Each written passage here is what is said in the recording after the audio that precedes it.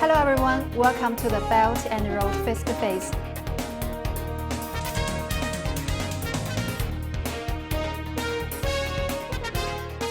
More than 9.3 million people have moved to their new houses. In Pakistan, we are on the 12th planning, the 5 years plan. The rules of market on allocation resources have been more and more strengthened and consolidated. The most important thing is to implement those strategies in a positive way so that the country can move in a positive direction. Hello everyone, welcome to the Belt and Road Face-to-Face. Our program is co-produced by China Economic Net and Vash News Television. I'm Wang Xiaotong from China Economic Net. Today, I'm pleased to be joined in our studio by Wang Shida, a social aid research professor of China Institute of Contemporary International Relations. And we also have Dr. Sajid Khurshid, department head at the Canadian International School of Beijing and visiting faculty at Tsinghua University. Welcome. Thank you. Sound good? Let's enter the first part, hotspot. In China, the Fifth Plenary Session of the 19th Central Committee of the CPC will be held in Beijing in October this year. The main agenda is the proposal on formulating the 14th five-year plan for national economic and social development and the long-term goals for 2035. The 14th five-year plan period is approaching. Since 1995, a proposal on formulating the five-year plan has been an important part of the Fifth Plenary Session of the CPC Central Committee's agenda. Going through the history of five-year plan, we can not only describe the general context of economic development, but also explore the laws of China's economic development and gain valuable experience to guide future economic development. What achievements has China made during the 13th five-year plan period, Mr. Wang? During the 13th five-year plan period, I think China really make all-bound progress, either society or economic development. For example, agriculture, industry, deepening open up, as well as economic system reforms.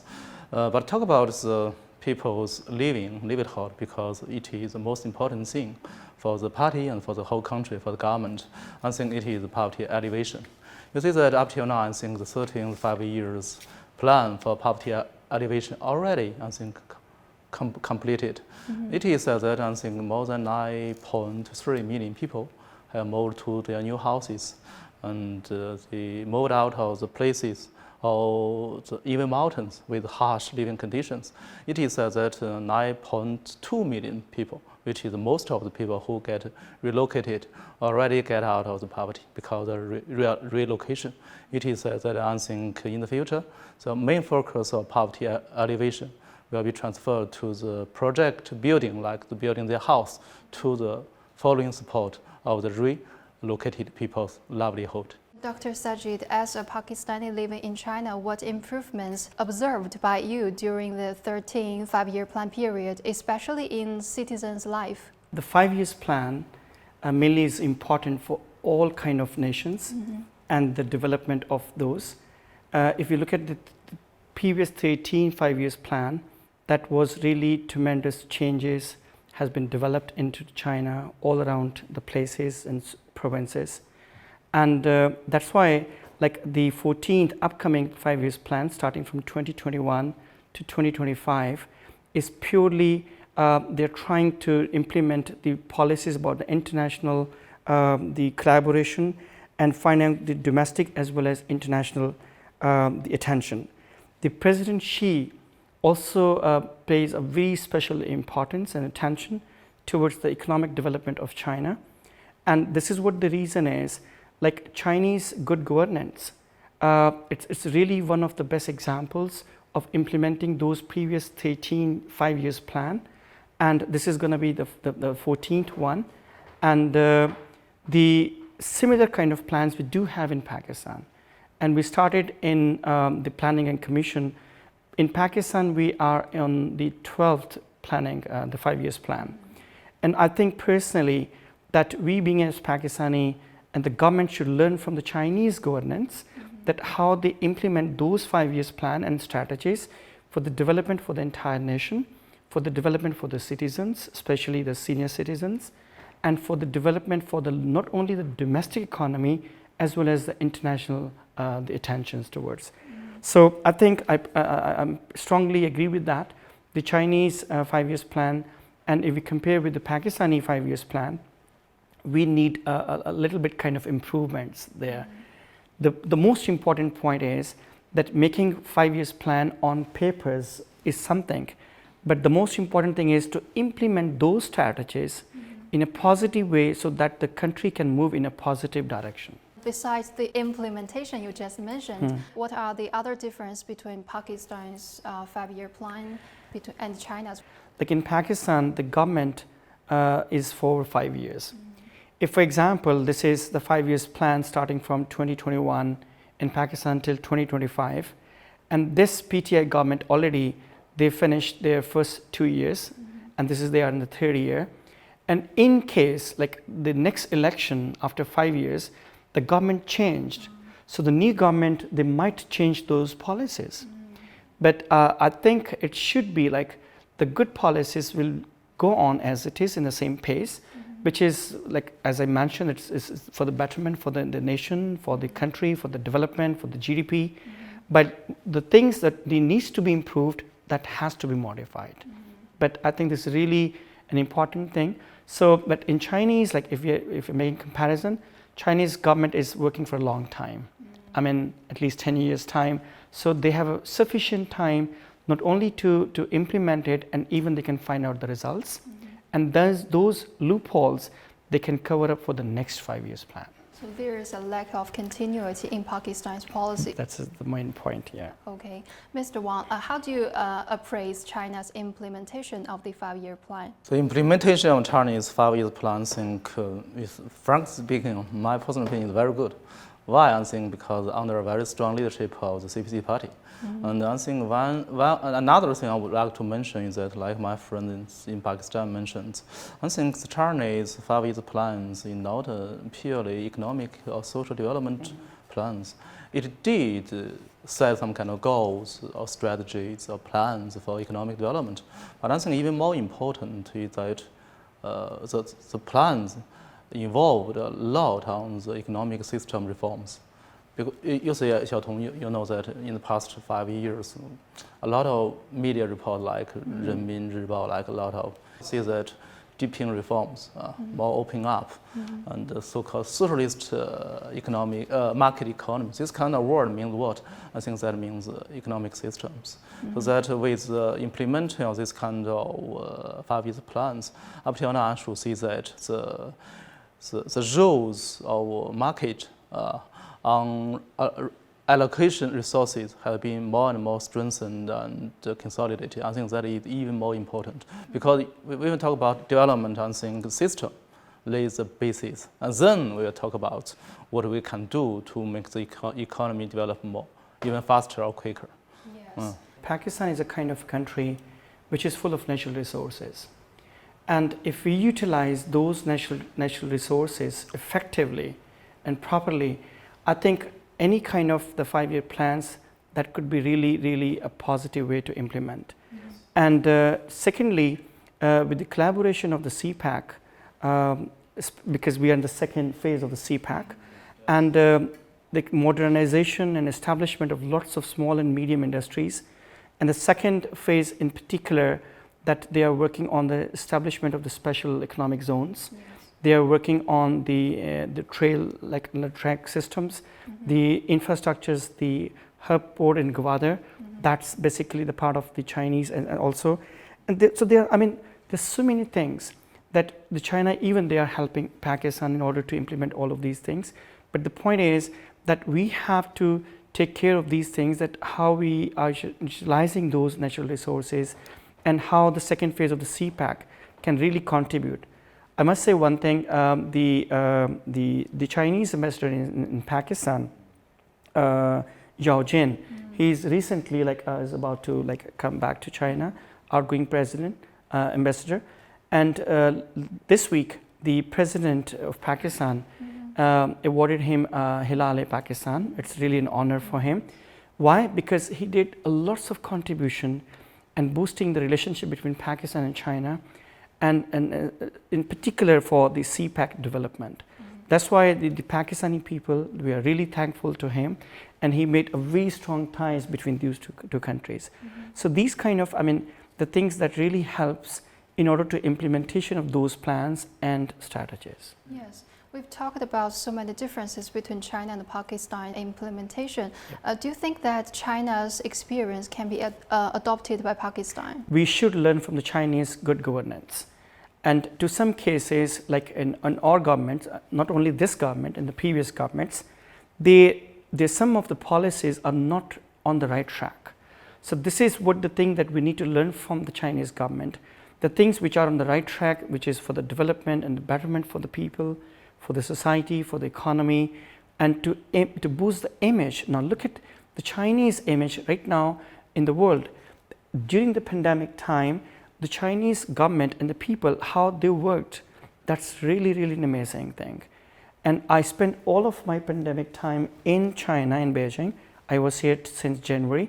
And many people, even my mom, my brothers, asked me to come back to Pakistan when only it was in China. But I said no, because we are more safe here in Beijing, in China. And this is what the reason is now. Look at the entire world, like in US, in Europe, in UK, they are getting their second waves. But in China, we are having the exhibitions, like with the auto exhibitions coming up by the next week, and they have like a fair trade is there. So we, like China, show the rest of the world that we are open up, and we control everything in the pandemic.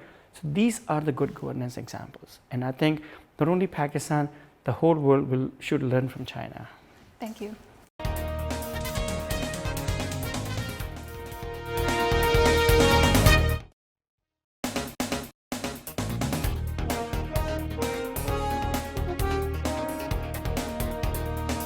There was a huge market in Pakistan of importing reconditioned cars from Japan and other countries. Comparatively speaking, I think agriculture is a sector that influenced less by the epidemic.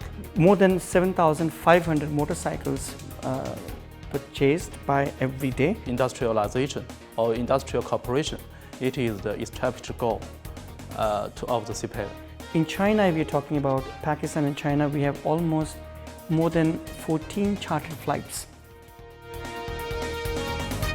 Hello everyone, welcome to the Belt and Road Face-to-Face. Now let's enter the second part figure. The large-scale manufacturing output posted a rebound after suffering months of damage inflicted by COVID-19 as it grew 5.02% in July, showed data released by the Pakistan Bureau of Statistics recently. The monthly snapshot of manufacturing showed that 9 out of 15 subsectors in LSM rose in July, reflecting a revival in economic activities in the country. The LSM constitutes 80% of the country's total manufacturing and accounts for nearly 10.7% of the national output. The sector saw the production of tractors rising by 18% and motorcycles by 30.29% during the month under review. On the other hand, the output of trucks plunged 29.39%, buses 19.67%, jeeps and cars 48.97%. In July, Pakistan's tractor and motorcycle output surged while the truck and automobile output dropped. What's the reason behind this contrast? Yes, that's absolutely correct figures. And Pakistan is the 5th largest the motorcycle country in the world after China, India, Indonesia, and Vietnam. More than 7,500 motorcycles purchased by every day, and Pakistan is almost among the world's fastest growing two-wheeler motorbikes, the market. And according to the Pakistan Automotive Manufacturing Association, this is true like the jeeps, like vans and other automobile production and their sales have decreased in the recent time as compared to the two-wheelers like motorcycles and other stuff. There are certain reasons behind. The first reason is like could be like pandemic, the coronavirus, because in Pakistan and all around the world, and the people like they stuck at their homes since January or February time, almost like a few months, and there was even the people, they have like motorbikes and the cars, they cannot go to their offices and all these places. So generally it decreased the sales of the automobile cars. Secondly, the massive currency devaluation, that's another important point. And the government also, the policies being involved. There was a huge market in Pakistan of importing reconditioned cars from Japan and other countries. And once the government imposed a high amount of duties on those reconditioned imported cars, the people, they are reluctant to purchase those cars. And in Pakistan, like there are few brands. Those companies, they have like 3 or 4 brands. They have kind of a monopoly, and they don't want the other brands to come into Pakistan because of like is a huge market for that. So that's why like the higher increased rate of leasing. The banks offers the leasing to purchase the cars. Like they want to purchase the car, but they don't have that kind of amount, so they can go to the bank and ask for leasing. But some banks, they increase the percentage, the rate of increasing rate. That's also one of the reason. And in overall, like if you're talking about the inflation rate is increased, so the people like buying power is slightly lower in the past 5-6 months. COVID one is one of the reasons. And some people, not only in Pakistan, even the entire Europe and the world, sometimes they lost their jobs. Sometimes there is a deduction of their salaries. So these could be some of the reasons that reduces the sale of the automobiles. Thanks, Mr. Wang. How do you see about this? Totally agree with my friend, Mr. Khurshid. As we all know that Pakistan, like China, also suffered from the epidemic earlier this year. But the good news is that I think, according to my humble observation, in the past 1 or 2 months, I think they're getting better in Pakistan. Either from the epidemic or from the economic, the microeconomic. It is said that I think 9 out of the 15 subsectors of large-scale manufacturing output already on the roads, partly because of the lowering interest rate. That is very important. But talk about the different, I mean, you see the tractors output is on the rise. Why? I think maybe, comparatively speaking, I think agriculture is a sector that influenced less by the epidemic. So the agriculture sector demand for the equipment like the tractors still very strong. So that lays a solid basis of the output of the tractors. While the automobile is still, I think, decreased, not on the rise. One of the reasons, I think, maybe you see that anyway, the epidemic have a negative impact on the world economy, not only in Pakistan, but also in China. So that reduces the people's disposable income. So then maybe people think, maybe I should save money to keep my family safe. Maybe I can buy automobile next year. Dr. Sajid, can the rebound of Pakistan's large-scale manufacturing output boost the cooperation between China and Pakistan in this respect? Definitely.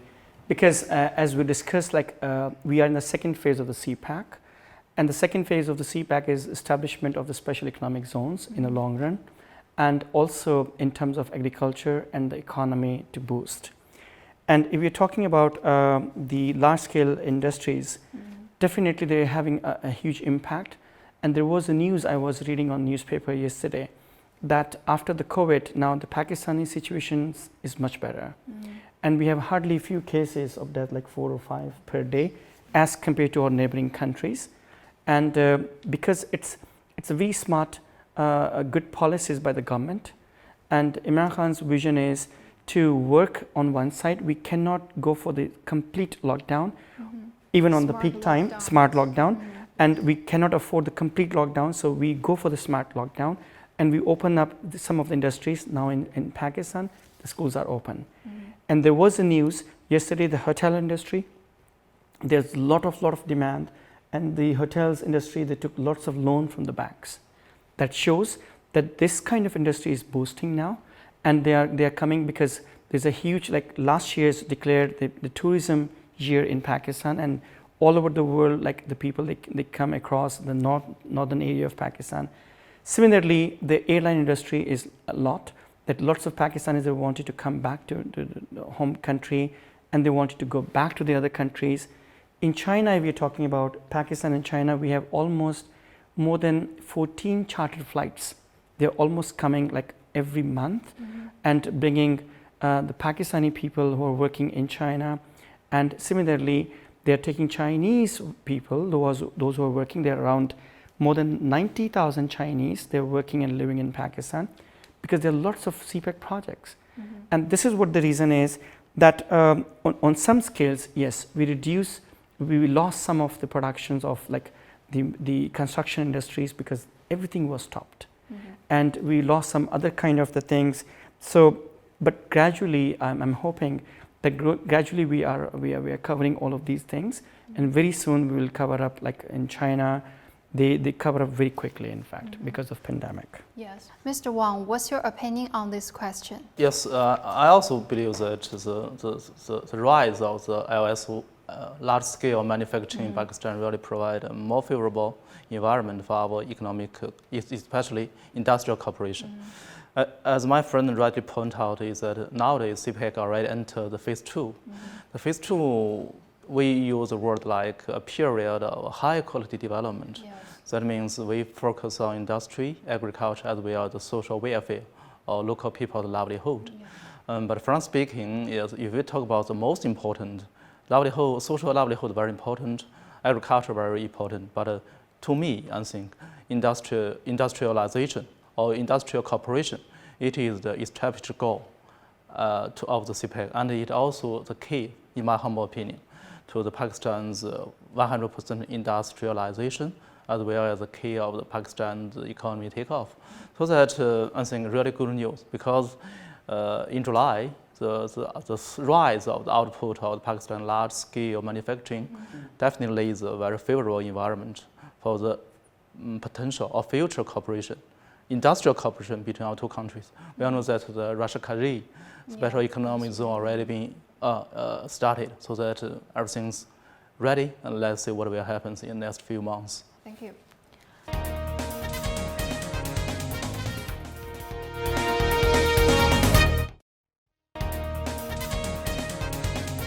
Now let's enter the third part, culture. Spicy gluten stick is a popular snack among young people in China, and the popular snack brand Weilong even goes broad. Recently, China's first professional major for spicy gluten sticks opened in Hunan province, the birthplace of spicy gluten sticks. The major is set up by Beijing Vocational and Technical School and a spicy gluten stick producer with a total of 59 students. The major provides professional courses such as extrusion and puffing mechanism, food quality and safety, marketing, etc. to train the talents for the industry. Netizens said that with this major, the industry will be more standardized, and the spicy gluten stick we eat in the future will certainly become more and more healthy. Many people think that it is not necessary to set such a special major. They think this is just a gimmick. What do you think about this point of view? Yes, the spicy gluten stick is really, really popular in China. I even tasted it. It's really hot. What do you think peppery. of the taste? Initially, I love that.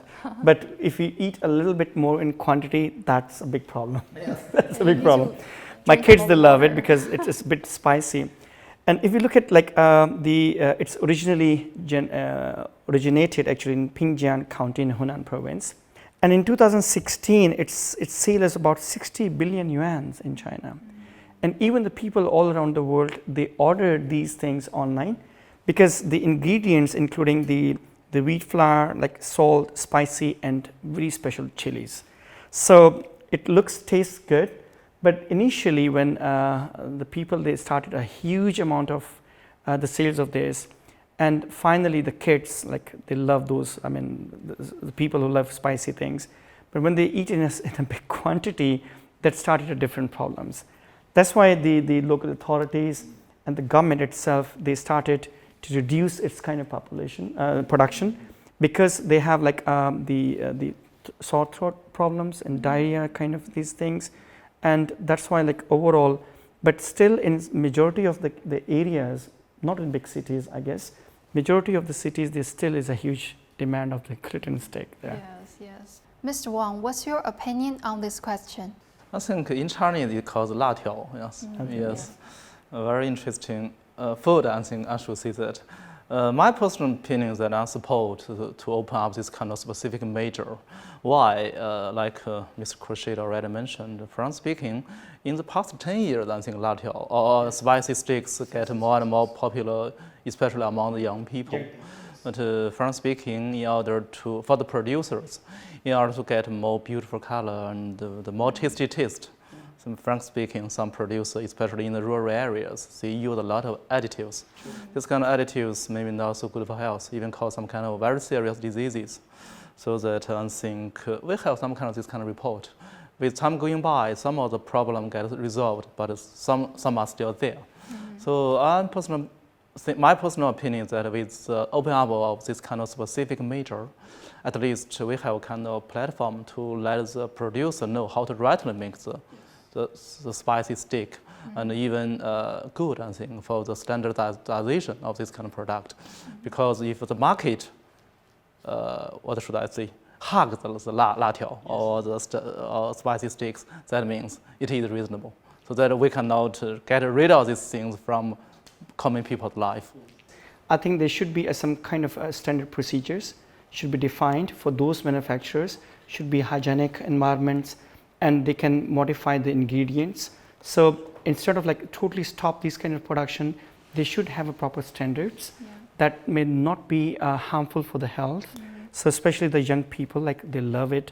So if it is organized and produced in a proper way, I think it should keep on as a part of this culture. The establishment of the major is an example of school enterprise cooperation. Is this mode popular in Pakistan? Yes, we do have lots of vocational institutions where they hire those fresh graduates, and they can join those and they can learn those skills where they can start up their own small medium enterprises kind of things. And some of the institutions, even they have a collaboration with those vocational programs, and the students are supposed to attend some of the kind of workshops to attend and learn some skills. Because the ladies, for example, they can do it like these kind of things at home, and that's really a very good source of the income, and they are contributing into the development and the economy of the country. And also some the organizations, they prefer the fresh graduates, because the fresh graduates, whenever they wanted to train them, they will move on to the same pace as compared to they hire the experienced people. And experienced people, like they always try to use their own previous experiences, while the fresh graduates, they don't have previous experiences, so they wanted to move on the same track as they want. So the school enterprise cooperation is very popular in Pakistan, and there are lots of training programs, and the people, they are benefiting from them. About 50 vocational institutes is going to be built in Pakistan for the CPAC projects. Yes. So should we encourage this kind of mode, school enterprise mode, in these vocational institutes? The phase 2 of CPAC, the high quality development, I think the people-to-people exchanges getting more and more important. And among them, I think the vocational education plays, I think, dominating roles. According to our interaction with friends in the government of China, as well as counterpart in Pakistan, we know that both sides have this kind of request, especially from Pakistan side. Pakistan side want a lot of skill training programs or schools. For example, in Guadalajara, you already mentioned some elders, you see, from Balochistan just asks China, why not you build some kind of training center for fishing? For fishing and the fishing process, this kind of factory along the Makran Coast Highway, so that you mean the seafood from the Indian Ocean can be processed in Balochistan and then transferred to the international market, including Xinjiang. So I think very good start. I think after 7 years built of CPEC, we built so many roads, so many kind of power plant. Nowadays, it's more go to details, and these details are good for the people exchanges and for the locals, people's livelihood. the Chinese traditional medicine is now becoming very popular in Pakistan. Really? And even not only Chinese medicine, the acupuncture in Pakistan, I did it here. And I remember my brother has a kind of a back problem, and he went to Islamabad in F10 area, where he has a Chinese doctor who did treatment with acupuncture. And one day my brother called me and says, please talk to the Chinese doctor. He straight away started talking with me in Chinese language. Then I asked the doctor, please take good care of my brother and treat him well, and absolutely. And he says, whenever you next time come to Pakistan, please visit me. I'd love to see you. These are some of the things. Similarly, like packaging and the quality assurance is really good part. Like if we are planning to open the 50 the enterprise management schools, so that really helps for the Pakistani community to learn their skills, and also that could be increasing the employment sector, and also ultimately and finally they can increase the economy of Pakistan. Thanks. Thank you for watching the Belt and Road Face to Face, and thank you too for coming to our show today. See you next time.